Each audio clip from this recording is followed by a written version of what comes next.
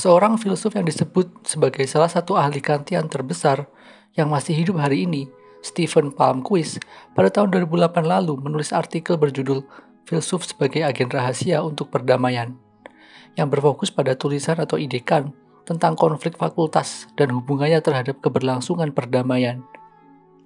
Dia memulai tulisannya dengan menjelaskan ide Kant mengenai secret article atau agenda tersembunyi yang mendasari keberlangsungan perdamaian di dalam masyarakat modern, yaitu bagaimana filsuf harusnya memberikan gagasan serta proyeksi mereka kepada para pembuat hukum dan pemangku kepentingan yang tidak secara eksplisit atau formal dilakukan serta bukan atas nama pekerjaan, melainkan secara implisit dan tertutup memberikan masukan di belakang layar sebagai agen rahasia, dengan memberikan pertanyaan serta menghidupkan perdebatan antar institusi untuk mengaktifkan kerja kreatif nalar dan nantinya mampu menciptakan kebijakan yang rasional untuk semua orang. Terutama universitas sebagai tempat bagaimana konflik rasional harusnya dihidupkan agar menjadi contoh dan model bagi masyarakat untuk hadir sebagai agen partisipan yang rasional dan bertanggung jawab. Namun tentu saja semua itu tidak akan berjalan semudah apa yang dibayangkan dan diteorikan saja. Bagi Kant, tantangan utamanya justru berasal dari kelompok yang sama. Mereka yang berpendidikan lebih, punya kemampuan untuk berpikir, namun justru mempromosikan yang berlawanan dengan semangat modernisme dan pencerahan. Kant menyebutnya sebagai terorisme moral atau moral terrorism, yaitu pandangan atau gagasan yang diagendakan untuk membatalkan prospek kemajuan peradaban dan moral manusia, dengan selalu menggaungkan bahwa kehancuran akan semakin dekat, bahwa manusia adalah makhluk yang korup, serakah, dan hanya mementingkan kepentingan egoistik mereka, serta menganggap kemajuan peradaban yang manusia terima hari ini tidak lebih dari upaya penaklukan yang diwariskan kolonialisme sejak awal kehidupan manusia. Berdasarkan proyek modern Kantian, musuh utama di era modern kontemporer hari ini bukanlah mereka yang dianggap bodoh atau dungu, melainkan orang cerdas yang senantiasa menyebarkan sinisisme dan pesimisme rasional. Karenanya bagi Kant, pandangan demikian bukan hanya bersifat sinis atau pesimis, melainkan teroristik, yang mengatasnamakan pengetahuan dan rasionalitas untuk menjatuhkan semangat perjuangan dan moralitas manusia. Setidaknya terdapat dua alasan munculnya serta populernya terorisme moral hari ini. Pertama, karena fungsi institusi rasional, yaitu universitas dan lembaga pendidikan, telah jatuh dan gagal membangkitkan semangat berpikir dan cenderung mengurung diri mereka ke dalam kepentingan korporatisme semata, atau juga bersikap layaknya elit intelektual yang hanya berteori di fakultas mereka masing-masing.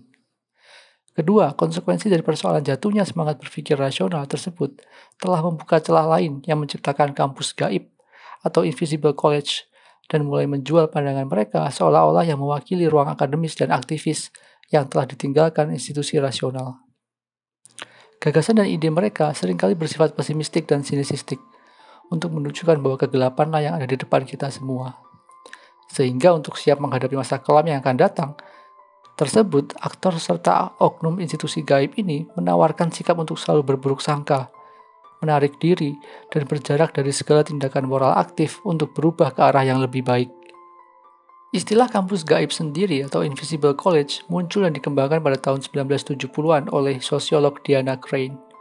Kemudian dipopulerkan kembali pada tahun 2008 oleh Caroline Wagner dalam bukunya The New Invisible College, Science for Development. Untuk menjelaskan bagaimana suatu diskursus hari ini tidak lagi selalu terikat dengan institusi formal, melainkan bisa lahir dari mana saja, terutama dari kelompok-kelompok tertentu yang mampu mendorong agenda dan gagasan mereka lebih menarik dan kontroversial untuk menarik minat masyarakat untuk menjadi bagian dari suatu proyek pengetahuan tertentu. Hal penting lainnya ialah, meskipun kelompok-kelompok ini di luar institusi formal, bukan berarti mereka tidak punya kekuatan. Justru sebaliknya, terutama di zaman sosial media hari ini, kekuatan narasi dan diskursus mereka terkadang lebih kuat dan mampu mempengaruhi, bahkan membengkokkan narasi normatif dari institusi formal publik. Jika dilihat sekilas, memang tidak ada yang salah dari hadirnya kampus gaib dan justru terlihat positif sebagai tanda bahwa diskursus pengetahuan tidak hanya ada di dalam kampus belaka, melainkan sudah menyebar dan hadir di mana saja secara demokratis. Namun bukan berarti tanpa resiko, terutama untuk Indonesia yang secara demografi sangatlah beragam serta bervariasi, bukan saja dari status pendidikan dan ekonominya, melainkan juga struktur budaya yang membentuk mereka semua. Perbedaan pandangan dari cara melihat persoalan menjadi hal yang paling normal dari struktur masyarakat Indonesia yang sangat multikultural. Persoalannya adalah apakah masyarakat punya keteguhan nalar untuk hadir berbeda dengan satu sama lainnya. Kegagalan struktural dan moral ini bagikan menjadi celah yang akan digantikan oleh para oknum dari kampus gaib. Sebab konsekuensi dari runtuhnya semangat modernisme tersebut bukan saja nampak pada tidak kompetennya pemerintah dalam berhadapan dengan persoalan dasar masyarakat, melainkan punya korelasi langsung mengapa masyarakat terbuai dan menikmati menonton serta mendengarkan petuah para oknum kampus gaib mendakwahkan terorisme moral.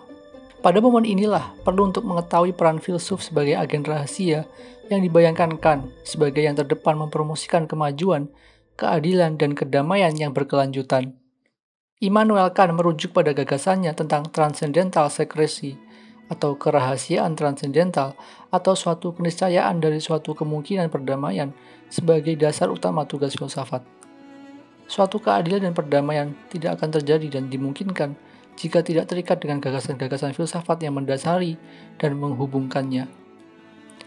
Dari sinilah Kant meyakini bahwa kerja filsafat berada di belakang layar atau terrahasia dari mata publik, namun praktiknya bisa langsung dikoreksi atau terlihat di realitasnya. Inilah arti istilah secrecy atau rahasia, bahwa filsafat pada praktiknya tidak terlihat seperti halnya berpikir atau bernalar, namun secara transendental atau niscaya sudah selalu terjadi atau reflektif terhadap apa yang telah dipikirkan. Filsuf sebagai agen rahasia punya agenda rahasianya yang reflektif terhadap keniscayaan, keadilan, dan perdamaian. Rahasia di sini tidak diartikan sebagai menyembunyikan kebenaran dan menutupi apa yang sebenarnya terjadi, melainkan bersifat non-formal dan tidak berhubungan langsung dengan pekerjaan praktis publik, akan tetapi punya dimensi reflektif serta korektif terhadap segala kebijakan pemegang kekuasaan, agar tidak keluar dari akar rasionalnya. Termasuk juga kritik, namun bukan dalam bentuk vulgar yang dipertontonkan dan digaungkan kepada masyarakat, melainkan yang diproposalkan secara tertutup kepada suatu institusi publik pemerintah. Immanuel Kant juga menekankan bahwa peran filsuf untuk menghidupkan konflik rasio untuk menggapai perdamaian ini bisa ditunjukkan atau diperagakan oleh institusi yang bernama universitas atau kampus formal. Kontra dengan kampus gaib yang bergema dari setiap sudut media, Kant justru menekankan pentingnya struktur dan tujuan yang jelas daripada sebatas drama perdebatan. Kant masih meyakini bahwa keadilan dan perdamaian bukanlah hanya tentang kehidupan tanpa perang, dan semua orang bisa bebas mengatakan, mengekspresikan, dan menikmati yang mereka lakukan. Akan tetapi, tentang bagaimana suatu hukum dan prinsip bisa bekerja dan berlaku bagi semua orang untuk senantiasa menegakkan apa yang benar dan yang harus dilakukan. Pertanyaannya kemudian adalah, di era sosial media dan masifnya informasi hari ini, yang terobsesi dengan kehancuran serta segala bentuk sinisisme dan pesimisme, seberapa kuat dan efektif jika ada filsuf yang memulai perang gerilyanya dari sekarang? Dari sini seseorang tidak hanya perlu untuk berpikir, tetapi juga harus berharap.